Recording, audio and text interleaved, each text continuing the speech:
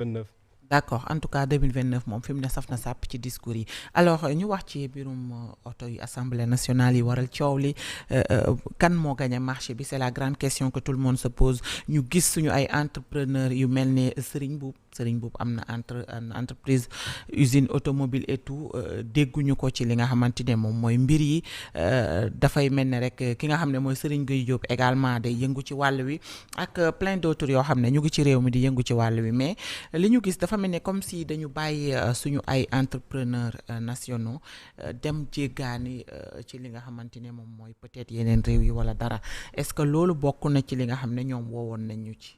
Bon balaa may dugg si mbirum oto bi damay masawu déjà suñu benn membre rassemblement des travailleurs du Sénégal di Bachir Fafana. bu leen fàttali moom tamit ci yu ñu dàqi la bokk. 36 jours la ci tëdd. 36 jours la ci tëdd te alors que benn communiqué bul daw rek mënoon na firnde yëf yi. mais li ci gën a doy waar amul problème Bachir a été très courageux te a été très cohérent dafa am lenn lu mu joxe mais ba léegi ki nga xamante ni mooy le président de l'Assemblée nationale ba léegi waxuñu kat moo gagné oto yi. mais c'est ça le problème lan mooy njëgu oto yi. xam nga le grand problème de ce gouvernement c'est l'information. et la communication. te ñoom ñoo voté loi accès à l'information. ñun sénégalais waruñu sax taxaw di leen wax ni tel marché kan moo ko gagné bu ko gagné rek ñoom war nañ ci génn benn communiqué ñu naan ñu telle entreprise moo gagné lii ak lii moo am. ki nga xamante ni mooy El Malick moom c'est un habitué des faits. yi nga xamante ni moom bu nekkee ci mbooloo lu ko neex lay wax moo fi waxoon que Maïmouna Ndour Faye wax naa la ko billahi 1000 compte bi nga xamante ni 1000 milliards lu wér la te mu jadid bu génne rek ñëpp dina leer boobu ba léegi bu mu nekkee aussi ministre des transports aériens waxoon na ni am na scandale bu rëy bu nekk Dakar Dem Dikk billet d'avion bu jar 37 millions boobu ba léegi maa ngi koy laaj le DG actuel ak moom ak son prédécesseur ak son successeur mais malheureusement ba léegi mun ñu ci leeral suñu ñëwee nag ci wàllum oto yi xam nga incohérence dafa am li nga xamante ni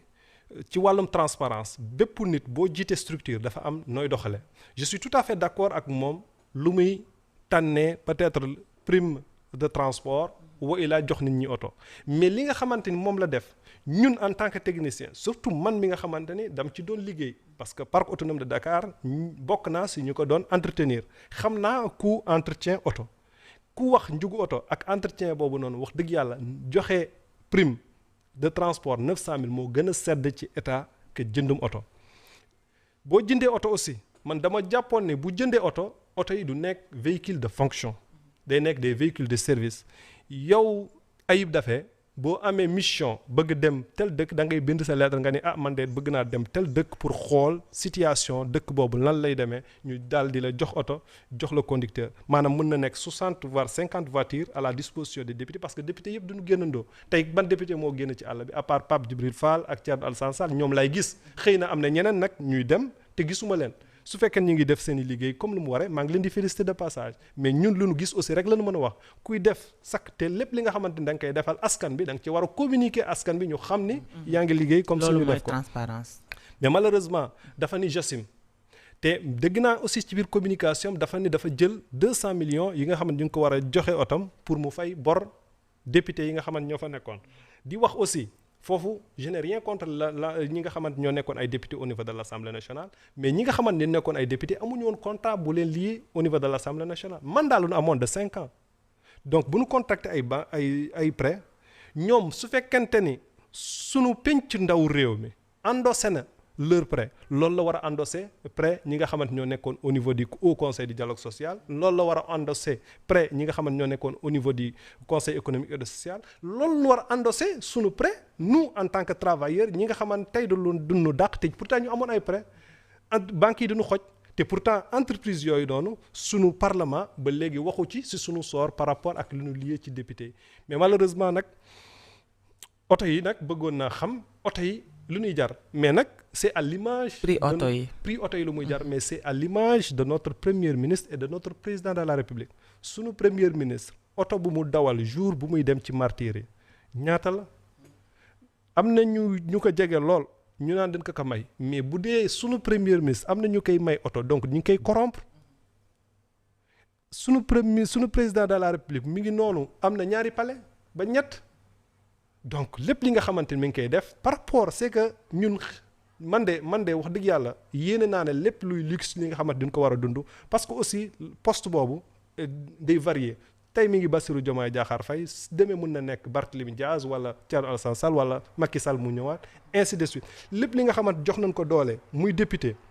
demee bii di élection yi di ñëw man mun naa nekk député comme que yow mun naa def donc privilège bu nu attribuer benn député man d'accord naa mais malheureusement par rapport ak lu nu définir situation économique dëkk bi ak lu nuy jëfee méngoowut tey gis naa benn ustaas wax dëgg yàlla député yooyu noonu oto yu nu jënd ñaata lal hôpital la mën a jënd ñaata professeur la mën a jël si sama commune de Mbane bi nga xamante 10 jours lycée bi amul ay professeur élèves yi jànguñu ñaata la mën a ñaata xaalis boobu noonu 5 milliards yu ñu jox aussi les indemnités pour les casseurs de la République xaalis boobu voté wuñu ko au niveau de l'Assemblée nationale fan la jaar donc transparence bu nu jaay président dafa wax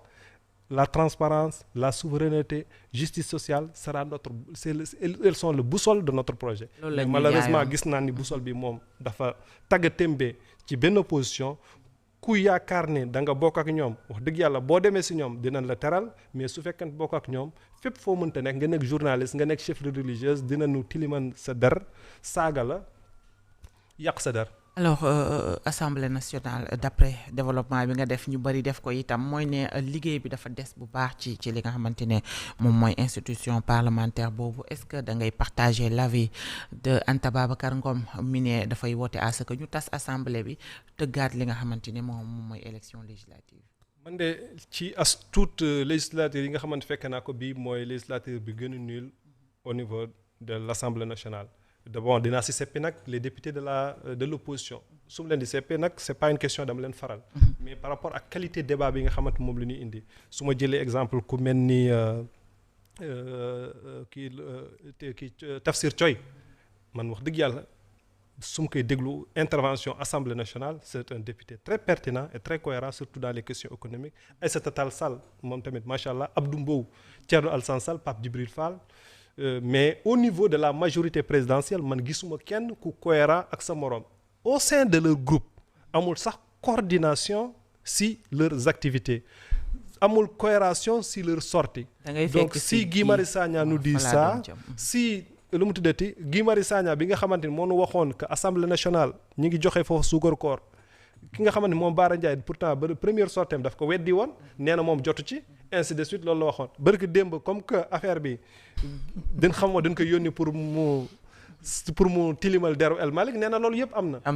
ñu gis ni un certain député Diakité aussi nee na Sibi Kaba Diakité nee na transparence amul Assemblée nationale te lii yëpp mosuñu ko dund suñu biir Assemblée nationale on avait des députés wax dëgg yàlla man maa ngi suivre Assemblée depuis l'événement de Mamadou Seck bu mu nekkee président Assemblée nationale je m'intéresse souvent ci lépp lu fay xew ak lépp li nga xamante lu député yi def mais nag wax dëgg yàlla législature bii nii bon c'est à l'image de son président nag ils ont un président de détail bi nga xamante ni franchement il ne se comporte pas comme la deuxième institution du pays deuxième personnage du pays dafa war am loo war a mel dafa am loo war a doxee ci lépp nag mais malheureusement moom dafay jàpp ni que il est modeste mais il n'est pas modeste il est très arrogant et orgueilleux par rapport ak lépp li muy def barki dem même buy adressé wu aux députés de l'opposition de l'éducation mais tu dois être sérieux serein mi ngi noonu di guddandaat diggante Mauritanie diggante Maroc di def sakk lu ko neex te malheureusement il dit que j'assume comme si su fekkente ni entreprise am la un PDG d'une société sax doo toog ak sa collaborateur ngir leen j'assume bul la waxee ba pare nga leen j'ai pris note et tu décides tout seul en silence selon li nga xamante ni mooy doxal structure bi ci kanam mais malheureusement nga taxaw nga leen j'assume et te je suis tout à fait d'accord Anta du ma d'accord ak moom parce que loi permettre ko aussi parce que amagul 2 ans ñun ñëpp xam nañ ni le président de la République mënagul dissoudre l'Assemblée nationale parce que amaguñu 2 ans mais je suis d'accord avec l'honorable député Kaba Diakité pour que ñu modifier te El Malick foofu il a été très intelligent pour que moom mu sécuriser d'abord ses 5 ans au sein de l'Assemblée nationale. D'accord. Loi boobu moom daf ko changer pour lui mais je suis d'accord pour ñu changer ko parce que nit ki boo yàggee ci benn fauteuil bu ni mel rek da ngay daal di beew donc comme lu ñu fixé que nul ne peut faire 2 mandats consécutifs assemblée loolu la war a doxee parce que yow au-delà du titre d'Assemblée nationale du président de l'Assemblée nationale tu es un député parmi tant d'autres dañ la woo rek pour nga coordonner ñu ci suñu liggéey nga coordonner institution bi nga xam ne moom la war a doxee te ñu gis ni il a tellement recruté de personnes ñi nga xamante ni des chargés de mission yu tëdd muy dox. yàlla baax na des conseillers en affaires comme si